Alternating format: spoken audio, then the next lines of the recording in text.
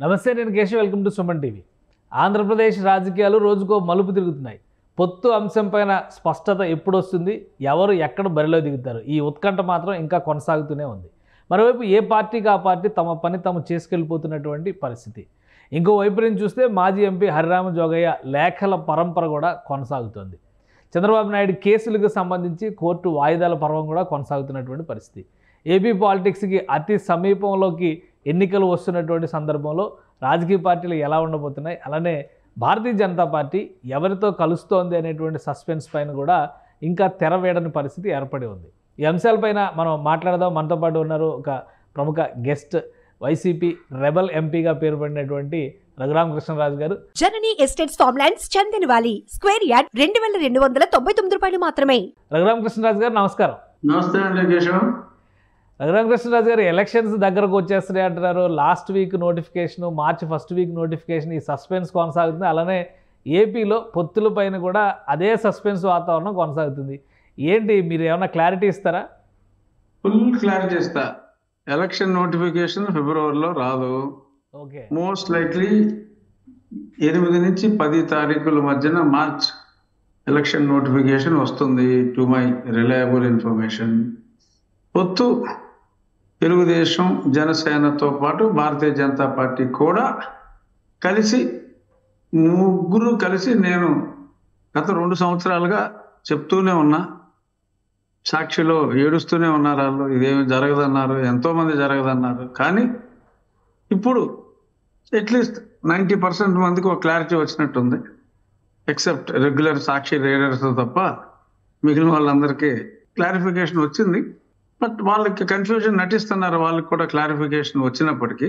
So ఇంకొక maybe 19 maximum, బాగా ఆలస్యం అయితే 19వ తారీఖుకి ఫుల్ క్లారిటీ. అంటే ఎక్కడెక్కడ ఏ ఏ స్థానాల్లో ఎవరు పోటీ చేస్తారు అన్న రేంజ్లో కూడా క్లారిటీ వచ్చేస్తుంది. ఎందుకంటే చాలా రోజుల నుంచి చెప్తున్నటువంటి అనమాట, సంక్రాంతి తర్వాత క్లారిటీ వస్తుంది అనుకున్నారు. అయితే చంద్రబాబు నాయుడు గారితో భేటీ తర్వాత అనూహ్యంగా జగన్మోహన్ రెడ్డి గారు కలిశారు. అంటే ఇన్విటేషన్ వచ్చిందా, ఆయన వెళ్ళి కలిసారా అనేది చెప్పండి. జగన్మోహన్ రెడ్డి గారు ఎవరిని కలిశారు అనేది పాయింట్.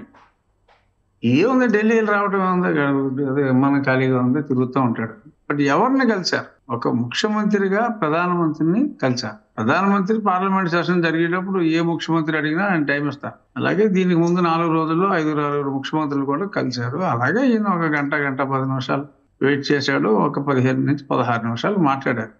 రాజకీయానికి అసలు ప్రధానమంత్రి గారు డైరెక్ట్గా రాజకీయాలు మాట్లాడు. కామన్ సెన్స్ పాయింట్ అది. రాజకీయాలు చూసుకునేది పార్టీ అధ్యక్షుడు అమిత్ షా. పార్టీ అధ్యక్షుడిని అమిత్ షా గారితో కలిసి మాట్లాడింది చంద్రబాబు నాయుడు. జగన్మోహన్ రెడ్డి గారు మాక్సిమం ట్రై చేశారు అమిత్ షా గారి అపాయింట్మెంట్ కోసం. ఆయన ఇవ్వాల, ఇలాగే రీల్ తిప్పుకుంటూ బతికేస్తారని చెప్పి ఆయన ఇవ్వలేదు. సో దాన్ని బట్టి మనం అర్థం చేసుకోవచ్చు, జగన్మోహన్ రెడ్డి గారు ఆయన వ్యక్తిగత విషయాలు ఏదో పెద్ద ఆయనకు మొరపెట్టుకున్నాడు తప్ప రాజకీయాలు, పొత్తులకి, ప్రధానమంత్రి గారితో భేటీకి ఎటువంటి సంబంధం లేదు. అందులో ఎటువంటి సందేహం ఎవరు పడవలసిన అవసరం కూడా లేదు. కానీ ఒకటి, అంటే బయట వైరల్ అవుతున్నటువంటి కానీ వస్తున్నటువంటి ఇన్ఫర్మేషన్ కానీ జగన్మోహన్ రెడ్డి గారు కూడా ఓపెన్గా ఉన్నారు, ఎన్డీఏలో కలవడానికి కూడా ఎలాంటి ఇబ్బందులు ఉండకపోవచ్చు అనేటువంటి ఒక చర్చ ఓపెన్ అయినటువంటి పరిస్థితి. మీరేమంటారు? జగన్మోహన్ రెడ్డి గారు గత 4 సంవత్సరాలుగా ఓపెన్గానే ఉన్నాడు. ఎన్డీఏలో కలుస్తాను మొర్రో అని చెప్పి ఈయన అడుగుతూనే ఉన్నాడు. అలా లీకులు ఇచ్చుకుంటూనే ఉన్నారు. ఎవరో మన విజయసాయి రెడ్డి గారు త్వరలో మేము క్యాబినెట్లో చేరుతామని చెప్పి లీకులు ఇవన్నీ ఉన్నాయి. కానీ సిద్ధాంత భావస్వారూప్య రీత్యా ఈ పార్టీ పుట్టుక ప్రధానాంశం వేరు, మరి భారతీయ జనతా పార్టీ ఆవిర్భావంకి సంబంధించిన వారి ఎజెండా వేరు. కాబట్టి ఈ భిన్నమైన ఎజెండాలతో ఉన్న ఈ 2 పార్టీలు కలవటం టెంపరీగా ఏదో సైడ్ యాంగిల్లో అప్పుడప్పుడు ఏదన్నా తప్ప, మెయిన్గా అంటే పార్లమెంట్లో ఏదన్నా ఇంపార్టెంట్ బిల్స్ ఉన్నప్పుడు, రాజ్యసభలో అవసరం ఉన్నప్పుడు సపోర్ట్ చేయమని మాట మాట్లాడటం, అటువంటివి తప్ప ఇంకా వివాహ బాంధవ్యాలకి అక్కడ అవకాశం లేదు. ఎందుకు మరి 2 ఏళ్ల నుంచి మీరు బంధం బలమైంది, క్లియర్గా ఉంది, అంత సీట్ల సంఖ్య తప్పితే మిగతా అన్నింటిలోనూ క్లారిటీ ఉందండి. కానీ ఈ బంధాన్ని కూడా అధికారికంగా ప్రకటించడానికి ఎందుకు జాప్యం జరుగుతుంది? ఇమీడియట్గా పవన్ కళ్యాణ్ పిలుస్తా అనుకున్నారు. పవన్ కళ్యాణ్ గారిని కూడా పిలిచినటువంటి వాతావరణం లేదు. పవన్ కళ్యాణ్ గారు ఎప్పటి నుంచో ఆయన హోంవర్క్ ఆయన చేస్తున్నారండి ఎన్డీఏలో సభ్యుడిగా. ఇది మాట్లాడుకుంటాం కోసం మళ్ళీ పవన్ కళ్యాణ్ గారు నాకు తెలిసి ఈయన అక్కడికి వెళ్ళి మాట్లాడవలసిన అవసరం అయితే లేదు. ఆల్రెడీ ఆయన ఎన్డీఏలో ఉన్నారు. ఎన్డీఏలోకి చంద్రబాబు నాయుడు గారిని ఆహ్వానించడం కోసం ఆహ్వానం అందింది. వీరు వెళ్ళారు, మాట్లాడారు, వచ్చారు. సో మళ్ళీ పవన్ కళ్యాణ్ గారికి ఎన్డీఏ తరపున ఇచ్చిన టాస్క్ ఇది, చంద్రబాబు నాయుడు గారిని బీజేపీని ఒక దగ్గరకి తీసుకురావడం. డెఫినెట్ గా ఆల్రెడీ ఈయన ఎన్డీఏలో ఉన్నారు కనుక, ఈయనకి చంద్రబాబు నాయుడు గారు తరచూ కలుసుకుంటూ ఉన్నారు కనుక డెఫినెట్ గా మాట్లాడుకుంటారు. 3 పార్టీలు కలిసి వర్క్ చేసుకోవాలనుకున్నప్పుడు ఆల్రెడీ ఉన్న పార్ట్నర్ తో మాట్లాడకుండా ఎందుకుంటారు? డెఫినెట్ గా మాట్లాడుకుంటారు. అందులో అసలు అనుమానానికి తావేది. మాట్లాడకుండా ఉంటారు అని ఎలా అనుకుంటాం? ఢిల్లీ పిలిచి స్పష్టత ఇవ్వాల్సినటువంటి అవసరం ఏం లేదంటారా? ఎందుకు ఫోన్లో ఇచ్చుకుంటే పోయేదానికి ఢిల్లీ పిలిచి చెప్పాలా స్పష్టత? ఫస్ట్ టైం అంటే చంద్రబాబు నాయుడు గారు కూడా వెళ్ళారు, కలిశారు చాలా రోజుల తర్వాత రెగ్యులర్ గా ఫోన్లో మాట్లాడుకుంటూనే ఉంటారు. అంత మాత్రానికి ప్రతిసారి ఈయన ఢిల్లీ వెళ్ళాల్సిన అవసరం ఉంది? పవన్ కళ్యాణ్ గారు ఫోన్లో టచ్లో ఉన్నారంటారు అధిష్టానంతో, ఢిల్లీ పెద్దలతో. ఉండకుండా ఉండరు. ఇన్ఫర్మేషన్ ఉందా మీకు ఆ విషయంలో? ఉండకుండా ఉండదని చెప్పానంటే అర్థం చేసుకోవాలిగా. అంటే నేనేమన్నా టెలిఫోన్ ఆపరేటర్లుగా కనెక్షన్లు ఇస్తాను ఏంటి, కానీ బట్ ఉండకుండా ఉండదు. సో మరి సీట్ల విషయంలో ఎక్కడ ప్రాబ్లం వస్తుంది? బయట వస్తున్న వార్తలు కానీ ఇవి కానీ ఏమీ ప్రాబ్లం లేదు. వాళ్ళు శుభ్రంగా మాట్లాడుకుంటున్నారు. వాళ్ళకి అబ్సల్యూట్ క్లారిటీ ఉంది. మేము క్లారిటీ ఇవ్వడం కోసం మిమ్మల్ని అడుగుతుంది. మీరు క్లారిటీ ఇచ్చారనుకోండి, సుమన్ టీవీలో ఇచ్చారు. కన్ఫ్యూజన్ ఏమీ లేదు. వారు సంపూర్ణమైన అండర్స్టాండింగ్ తో ఉన్నారు. ఈ రాష్ట్రానికి పట్టిన ఈ ఉపద్రవాన్ని వదిలించాలనే కర్తవ్యంతోనే ముందుకెళ్తున్నారు. ఎన్ని సీట్లు, లోక్సభ సీట్లు ఎక్కువ అడుగుతున్నారు, అక్కడే పీటముడి పడింది అనేటువంటి చర్చ ఒకటి వస్తుంది. ఏ పీటలో లేవు, ముళ్ళు లేవండి. చక్కగా అన్ని సెటిల్ అయిపోతాయి. ఏముండదు, కన్ఫ్యూజన్ ఏముండదు. అంతిమంగా అభ్యర్థులందరూ కూటమి అభ్యర్థులే. అందరూ ఎన్డీఏలో ఉండేవాళ్ళే, నెగ్గే వాళ్ళందరూ. సో అంచేత it won't make any difference. ఊరికైనా మనం సంకుచిత భావంతో చూసి ఏదో ఒకటి గొడవ జరగకపోద్దా, ఆఖరి నిమిషాలు అయినా కొట్టుకుని పొత్తు విడిపోతుందా అని చకోర పక్షులాగా చూసే వ్యక్తులు కొన్ని. సో 20వ తారీఖు మీరు చెప్పిన డెడ్ లైన్ ప్రకారం ఈ నెల 19వ తారీఖు ఒక స్పష్టత వస్తుంది. ఎన్నికల ప్రచారానికి సంబంధించిన ప్రణాళిక కూడా సిద్ధంగా ఉందా? మరి ఎందుకు లేదు. కానీ ఒకటి ఆంధ్రప్రదేశ్లో ఎక్కువ చర్చ జరుగుతుంది ఏంటంటే, బీజేపీ కలిసేటువంటి పక్షంలో విభజన హామీలకు సంబంధించి, రాష్ట్ర ప్రయోజనాలకు సంబంధించి, ముఖ్యంగా ప్రత్యేక హోదాతో సహా అన్ని అంశాలకు కూడా ఒక స్పష్టత ఇవ్వాలి అనేటువంటి డిమాండ్ వినిపిస్తుంది. ఒకవేళ బీజేపీ కలిస్తే దీనివలన టీడీపీ, జనసేన కూడా లాస్ జరిగేటువంటి ప్రమాదం ఉంది అనేటువంటి విశ్లేషణ ఒకటి కనిపిస్తుంది. ఏమంటారు దీనికి సంబంధించి? ఎటువంటి లాస్ ఉండదు, అన్ని లాభాలే ఉంటాయి. ఎట్లా ప్రజలు యాక్సెప్ట్ చేయకపోతే లాస్ ఉండదంటారా? మీరు ఎందుకు యాక్సెప్ట్ చేయకపోతే ఎవరిని యాక్సెప్ట్ చేస్తారు? ఈ విధ్వంసం చేసిన వాడిని కంటిన్యూ చేస్తారా? చేయరు కదా. కానీ అంటే ఎటు నుంచి చూసినా కానీ విభజన హామీల విషయంలో ఎక్కువ చర్చ జరుగుతుంది. ఈరోజు తెలంగాణలో జరుగుతున్నటువంటి చర్చ మొత్తం కూడా, కొత్త ప్రభుత్వం తీసుకొస్తున్నటువంటి అంశాలు కూడా ఎక్కువ శాతం విభజన హామీలు, రాష్ట్ర ప్రయోజనాలు అనేటువంటి అంశం మీద వెళ్తుంది. కేంద్ర ప్రభుత్వాన్ని రేపు కూటమి తరపున మీరు ప్రచారం చేయడానికి విభజన హామీలు అమలు విషయంలో ఈ ముఖ్యమంత్రి చొరవ తీసుకోవాలి. ఈ ముఖ్యమంత్రి గతంలో తెలంగాణలో ఉన్న ముఖ్యమంత్రి చాటుమాటు వ్యవహారాలు నడిపించుకున్నారు. పైకి ఏదో శత్రువులాగా అభినయించుకున్నారు తప్ప వాళ్ళిద్దరూ ఒకటే అని చెప్పి అందరికీ తెలుసు. వాళ్ళు ఆడింది డ్రామా అని చెప్పి కూడా అందరికీ తెలుసు. కేంద్ర ప్రభుత్వానికి బాధ్యత లేదంటారా? విభజన చట్టం హామీని అమలు చేయాల్సినటువంటి బాధ్యత లేదా? అంటే అడగవలసిన బాధ్యత మనకు లేదా? అడగందే అమ్మాయినా పెట్టదు. అడిగితేనే చేస్తారా? అడగకుండా ఎలా చేస్తారండి? What way they are responsible. ఒక చట్టం చేశారు, ఈ చట్టం ప్రకారం మీరిద్దరూ చేసుకోండిరా అన్నారు. వీళ్ళిద్దరూ చేసుకోవడంలో మాకు సమస్యలు వస్తాయి, వీళ్ళిద్దరూ కలిసి వెళ్ళి మాకు ఇది సమస్య పరిష్కరించండి అని అడగటం వేరు. వీళ్ళిద్దరూ ముద్దులెట్టేసుకుంటారు చీకట్లో. అక్కడేదో కొట్టుకున్నట్టు, సార్ నాకు 6,000 ఇప్పించండి, నాకు ఎలక్ట్రిసిటీ బోర్డు అంటారు. వాళ్ళు ఆల్రెడీ కోర్టు నుంచి స్టే తెచ్చుకున్నారు. కోర్టులో ఉన్నదాన్ని కేంద్ర ప్రభుత్వం మటుకు ఏం చేస్తుంది? సో ఇలాగా అప్పుడు ఉన్న ఇక్కడ ముఖ్యమంత్రికి, ఇప్పుడు అక్కడ ఉన్న ముఖ్యమంత్రికి సిన్సియారిటీ లేదు. సమస్యలు సాల్వ్ చేసుకోవాలన్నా సిన్సియారిటీ లేదు. సో అది ఇప్పుడు ఇంకొకటి, స్పెషల్ కేటగిరీ స్టేటస్ అన్నది విభజన చట్టంలో లేదు. అది అప్పుడు కాంగ్రెస్ ప్రభుత్వం హామీ ఇచ్చింది. నేను అనేది ఏంటంటే అసలు ముందు చట్టంలో ఉన్నదా? దానికి పరిష్కారం చూసుకోండిరా, హామీల సంగతి తర్వాత, ముందు చట్టంలో ఉన్నది చూసుకోండి అన్నది చాలా స్పష్టంగా. ఎందుకంటే ఒకసారి జిఎస్టీ అన్నీ వచ్చిన తర్వాత చాలా ఇబ్బందులు ఉన్నాయి. స్పెషల్ కేటగిరీ స్టేటస్ ఉపయోగపడేది కొత్త ఇండస్ట్రీస్కే. ఇండస్ట్రీస్ వచ్చినప్పుడు ఈ కొత్త ఈ వ్యాట్ సిస్టంలో ఎగ్జిక్యూషన్కి చాలా ప్రాబ్లమ్స్ ఉన్నాయి. సో కాబట్టి ఆ ప్లానింగ్ కమిషన్ దాన్ని పూర్తిగా అసలు నేషనల్ పాలసీ అది లేదు అని పెట్టింది. సో లేదు అని పెట్టిన దానికి ఇప్పుడు అది ఇవ్వాలి అంటే చట్టం రూపంలో పెట్టాలి. ఒక పక్క జిఎస్టీ చట్టం అమల్లో ఉన్నప్పుడు కొత్త చట్టం అగేన్స్ట్ దిస్ తీసుకురావాలి అంటే ఆ చట్టాన్ని మిగిలిన అన్ని రాష్ట్రాల ఎంపీలు కూడా పార్లమెంట్లో ఆమోదించాలి. సో అది మనం మాట్లాడుకున్నంత ఏదో జగన్మోహన్ రెడ్డి ఏదో లొల్లాయిగా మాట్లాడేసినంత సింపుల్ ఇష్యూ కాదు. అది మనం సార్ట్అవుట్ చేసుకోవాల్సిన ఇష్యూస్ చాలా ఉన్నాయి. స్టీల్ ప్లాంట్కు సొల్యూషన్ చూడాలి, విభజన హామీలకి మిగిలిన రావాల్సిన బాకీల విషయం కానీ అన్నిటికీ సొల్యూషన్ చూసుకోవాలి. అదంతా మానేసి నాకు 25 మంది ఎంపీలే ఉండే, అది నేను తీసుకొస్తానన్నాడు. తర్వాత మరి నాకంటే నేను అడిగిన వాళ్ళు ఇచ్చారు కానీ మరి వాళ్ళకేమో నేను కోరుకుందాను కానీ ఎక్కువ మందిని ఇచ్చారన్నారు. ఇప్పుడు 360 సీట్లు వస్తాయని మోడీ గారు చెప్తున్నారు. 60 కాకపోతే 50 40 వస్తాయి వాళ్ళకి, 340 50. సో మరి జగన్మోహన్ రెడ్డి గారి కోరిక తీరేది ఎప్పుడు? కానీ రేపు బీజేపీతో కలిసి ఎన్నికల ప్రచారానికి మీరు వెళ్ళేటువంటి తరుణంలో ప్రజలకి ఈ అంశం పైన విభజన చట్టం హామీలు అంటే మేజర్గా వెనుకబడిన ప్రాంతాలకు ఆర్థిక ప్యాకేజీ, విశాఖ రైల్వే జోను, రాజధాని నిర్మాణం, పోలవరం ప్రాజెక్టు, ఇటువంటి విశాఖ రైల్వే జోన్ 5 నిమిషాల్లో సెటిల్ అవుతుందండి. మావాడేమో ఇప్పుడు ముఖ్యమంత్రి మునిగిపోయే ల్యాండ్ ఏదో ఇచ్చాడు, పార్లమెంట్ లో కూడా చెప్పాడు ఆయన. ఈ మునిగిపోయే ల్యాండ్ ఇచ్చి అక్కడ ఏదో కట్టుకోండి అంటే మంచి మంచి ల్యాండ్స్ అన్ని ఇల్లు మొత్తం ఈ గ్యాంగ్ అంతా పలగల గ్యాంగ్ అంతా తినేశారు. ఏదో పనికి మాలింది ముంపు ల్యాండ్ ఏదో ఇస్తానన్నారు, అదే కుదరదని చెప్పారు.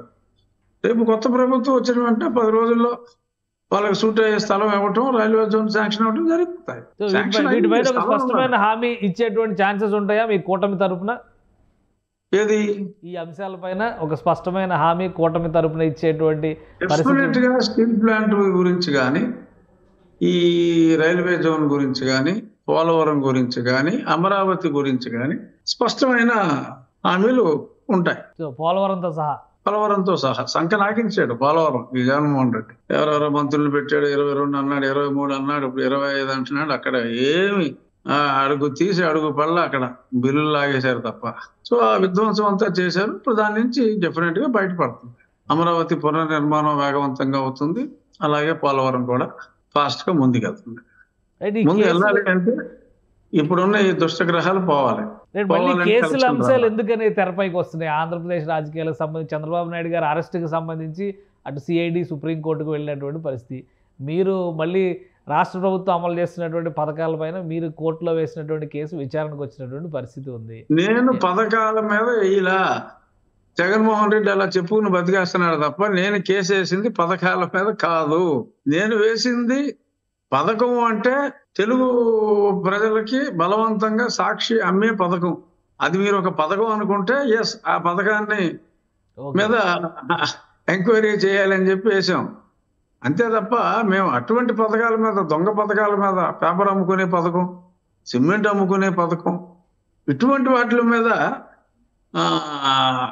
మేము వేసిన పిటిషన్ తప్ప జగన్మోహన్ రెడ్డి గారి విదేశీ విద్యా దీవెన లేకపోతే జగన్మోహన్ రెడ్డి గారి వసతి దీవెన వీటి మీద కాదు.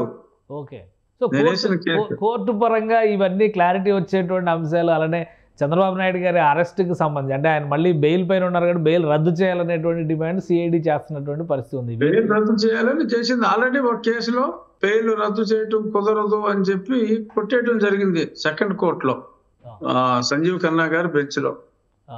అదే అటువంటిది ఇంకొకటి వేరే బెంచ్ లో ఉంది.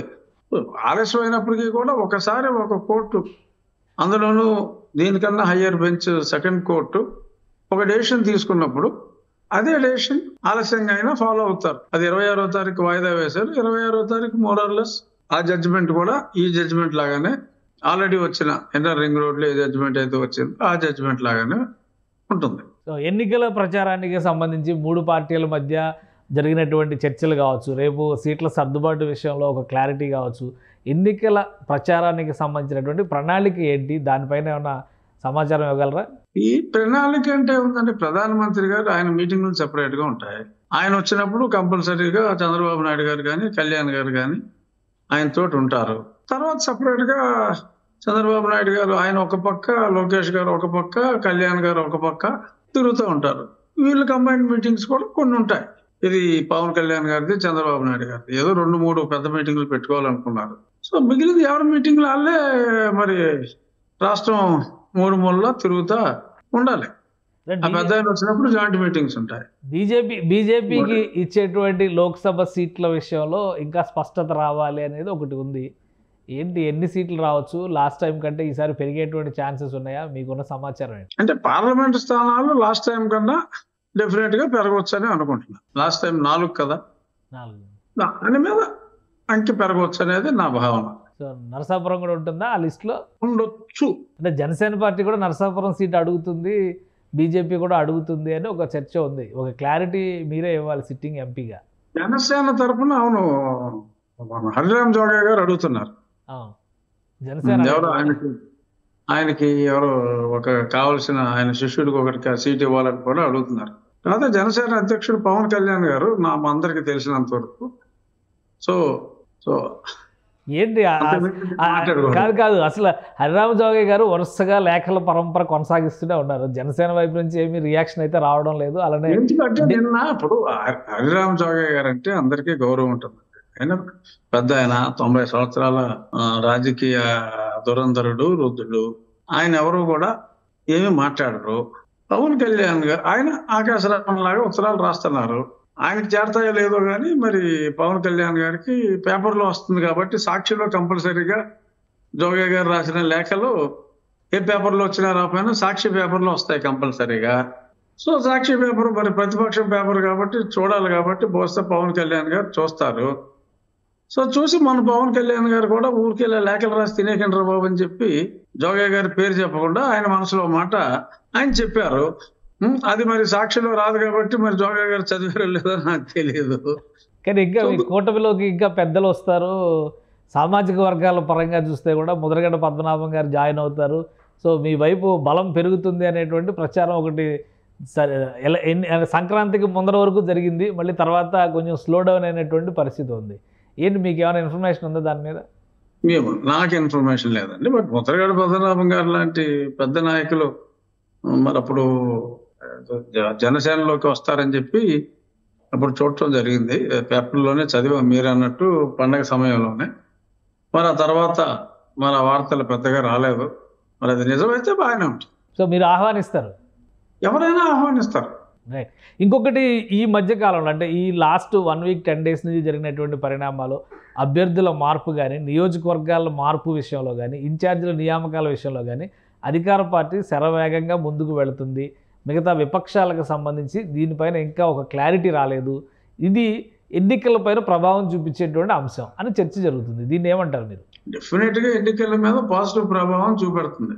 అతను ఏదో ఇక్కడ ఉన్న అక్కడ వేసి మళ్ళీ తూర్చని ఆయన కాదని మళ్ళీ పాత ప్లేసులో వేసి ఏదంతా తింగరవారం నడుస్తుంది అక్కడ. ఆ తిరుపతి ఎంపీని తీసి ఎవరిని వేశారు, అతనేమో ఎక్కడ ఎమ్మెల్యే వేశారు, మళ్ళీ లేదు అతనే ఎంపీ అన్నారు. మళ్ళీ ఆ చిత్తూరు ఎంపీని తీసి ఎక్కడ ఎమ్మెల్యే అన్నారు రెడ్డప్ప గారిని, మళ్ళీ అతనే ఎంపీ అన్నారు. ఇలా చాలా చోట్ల ఇక్కడ తీసిన మళ్ళీ ఇటు కొన్ని చోట్లేమో ఎక్కడెక్కడికో ఇంటర్ డిస్ట్రిక్ట్లు అన్ని మార్చటం, ఇలా ఏయో చాలా చోట్ల నడుస్తున్నాయి. అంటే బేసిక్ గా Jaganmohan Reddy is under terrible confusion. ఎవరికి సర్వే చూసినా రావట్లేదు కదా, ఈ మెమరీ షార్ట్ అంటే అతను అర్థం చేసుకుంది ఏంటంటే జగన్మోహన్ రెడ్డికి మీద ప్రజలు వ్యతిరేకంగా ఉన్నారు అన్న పాయింట్ ని అతను అంగీకరించలేక ఆ ఎమ్మెల్యే మీదే ఉంటుంది తప్ప అసలు నా మీద ఎందుకు ఉంటుంది కోపం అని తను చదువుపోతున్నాడు. బట్ ప్రాబ్లం వల్ల ప్రజలు జగన్మోహన్ రెడ్డిని అసహించుకుంటున్నారు. అది అతను రియలైజ్ కావట్లేదు. ఆ ఎమ్మెల్యేని అసహించుకుంటున్నాడు ఏమో అని చెప్పి గ్రౌండ్ తీసి అక్కడే వేస్తున్నాడు. మళ్ళీ అక్కడ గొడవలు జరుగుతున్నాయి. ఏది ఎవరిని ఎక్కడ మార్చుకున్నా మాక్సిమం 35 నుంచి 40 సీట్లు మించి జగన్మోహన్ రెడ్డి నెగటివ్ అనేది అసంభవం. నేషనల్ టైమ్స్ నౌ ఇచ్చిన సర్వే ఏం చెప్తుంది? అలానే ఇండియా టుడే రిలీజ్ చేసిన సర్వే ఏం చెప్తుంది, సర్వేలు కూడా కాంట్రాస్ట్లో ఉన్నటువంటి పరిస్థితి. అంటే ఒకరేమో టైమ్స్ లో సంవత్సరానికి 8.5 కోట్లు పే చేసినప్పుడు అతను కూడా ఇంకా లాభం లేదని చెప్పి 25కి 25 అని కూడా మొన్నటిదాకా ఇంకా మరీ దరిద్రంగా ఉందని చెప్పి అటు కూడా 19 తగ్గించాడు.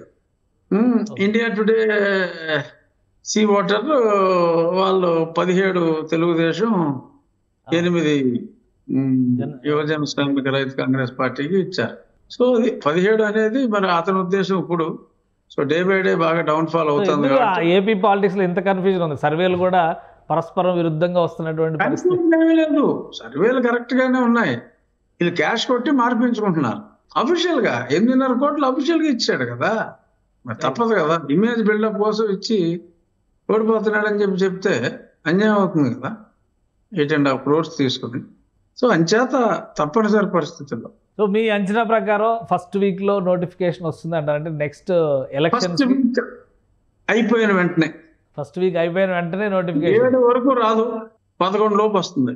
ఓకే, 7 నుంచి 11 లోపు వస్తుంది. అంటే పోలింగ్ ఎప్పుడు ఉండొచ్చు, ఏప్రిల్ 10, 11 మళ్ళీ ఆ టైంలో మనకే సెకండ్ వీక్ అయిన తర్వాత ఉంటుంది.